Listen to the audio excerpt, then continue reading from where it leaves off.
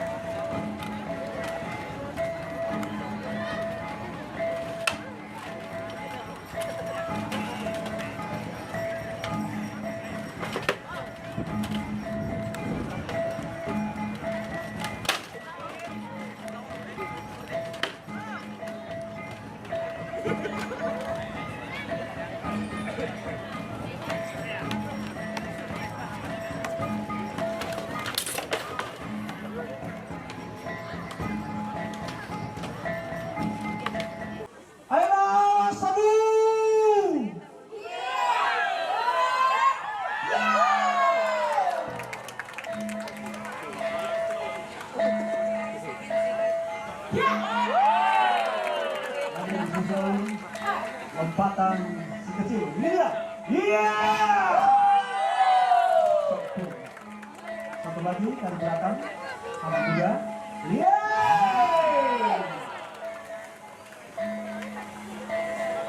Menyusul lompatan kata kita pertama. Baik, langsung saja lompatan berikutnya. Kami persilakan untuk Lompatan berikutnya.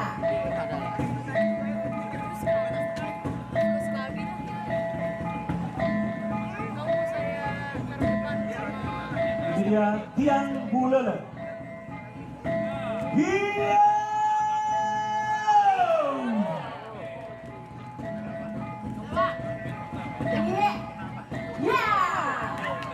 Satu. Ini dia Mr. Lea. Disusul lagi. Assalamualaikum warahmatullahi wabarakatuh dan salam sejahtera bagi kita semuanya. Perkenalkan, nama saya Asifah dari kelas 11 IPA 1 SMA Negeri 4 Medan. Seperti yang kita ketahui, Indonesia sangat kaya akan budaya, tradisinya, kepulauan, serta berbagai provinsinya. Salah satu provinsi di Indonesia ialah Sumatera Utara. Sumatera Utara ini pun memiliki berbagai kepulauan. Salah satu kepulauan yang di Sumatera Utara ialah Kepulauan Nias.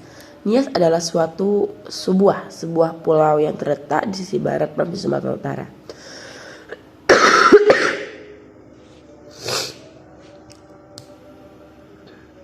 Di sekitar pulau utamanya, Nias juga memiliki pulau-pulau kecil sebanyak 27 buah. Banyaknya pulau-pulau kecil yang dihuni oleh penduduk adalah sebanyak 11 buah dan 16 pulau kecil lainnya itu tidak berpenghuni dan tidak ada yang menempatinya. Di Pulau Nias ini, khususnya bagian selatan, terdapat sebuah tradisi budaya yang cukup terkenal dan juga memiliki keunikan tersendirinya. Tradisi tersebut adalah hombo batu, pahombo, atau biasa kita kerap sebagai lompat batu atau loncatan batu. Jadi pahombo atau nama lain dari tradisi ini awal mulanya dilakukan oleh seorang pemuda Nias untuk menunjukkan bahwa pemuda yang bersangkutan sudah dianggap dewasa dan matang secara umur dan juga matang secara fisik tentunya.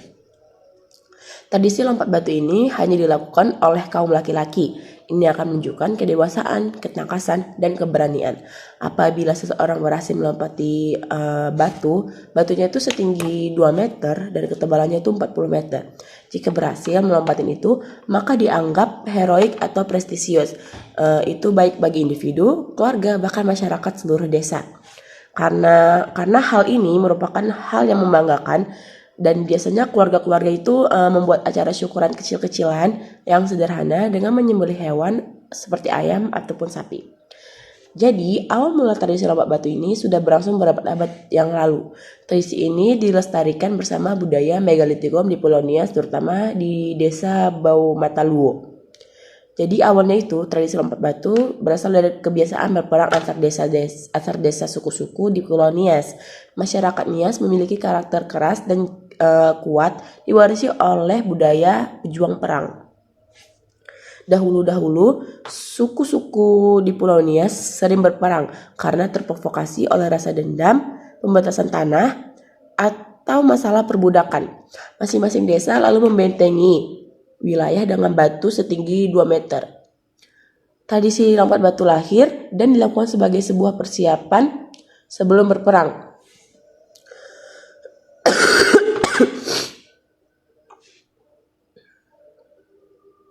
Para bangsawan dari strata Balugu yang memimpin Pulau Nias saat itu akan menentukan pantas atau tidaknya seseorang pria Nias menjadi prajurit perang.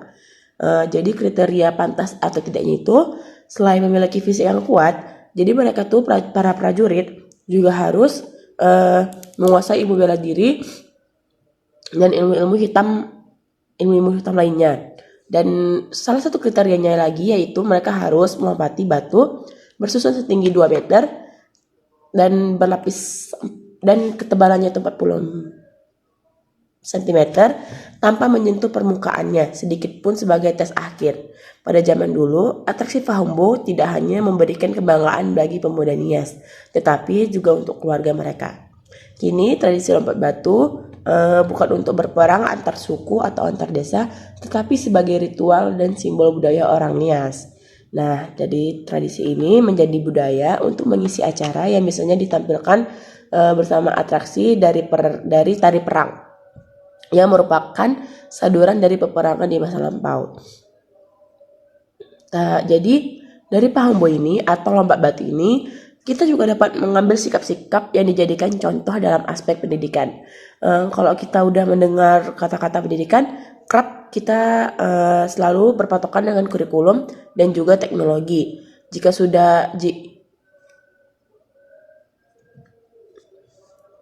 Nah, dari Fahumbo atau lompat batu ini, kita dapat mengambil sikap-sikap yang dijadikan contoh dalam aspek pendidikan. Kalau kita dengar kata-kata pendidikan, kerap kita selalu berpatokan kepada kurikulum dan juga teknologi.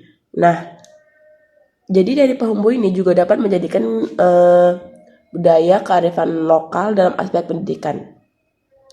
Dari Fahumbo atau lompat batu ini, kita dapat mengambil sikap-sikap